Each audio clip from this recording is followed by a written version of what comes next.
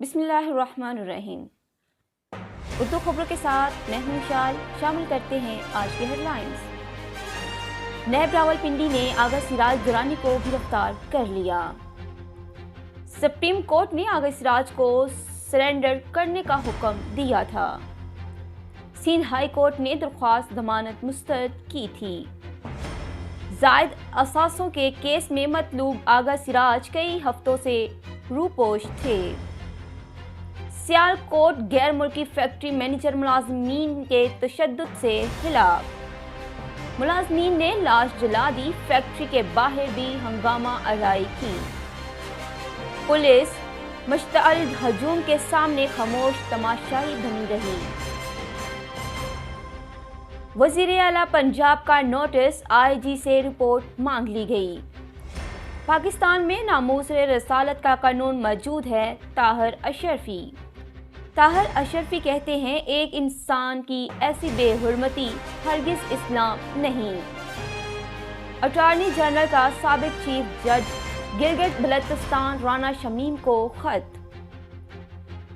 حلف نامہ Pakistani high commission London کو دیا جائے۔ ہائی کمیشن حلف نامہ رجسٹرار ہائی کورٹ کو بھیجے گا۔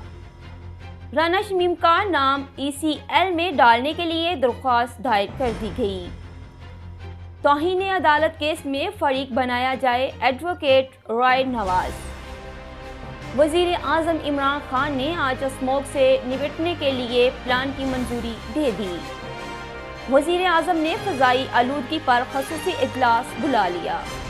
پہلی بار سیکیورٹی پالیسی پارلیمنٹ کو پیش ہوگی: فواد چودھری۔ اپوزیشن کا اجلاس کا بائیکاٹ کرنا افسوسناک ہے: فواد چودھری۔ اپوزیشن اپنے فیصلے پر نظر ثانی کرے: فواد چودھری۔ ہر بریفنگ میں اپوزیشن آئی، عمران خان نہ آئے: مریم اورنگزیب۔ مریم اورنگزیب کہتی ہیں، عمران خان کو وزیر اعظم کے منصب پر بٹھانا ہی افسوسناک ہے۔ اس کے ساتھ ہی آج کی خبریں اختتام پذیر ہوئیں۔ مزید خبریں اور اپڈیٹس کے لیے دیکھتے رہیں CID نیوز نیٹ ورک اسلام آباد۔ اپنا خیال رکھیں، اپنے ساتھ دوسروں کا بھی۔ اللہ حافظ۔ You are watching CID News Network Islamabad.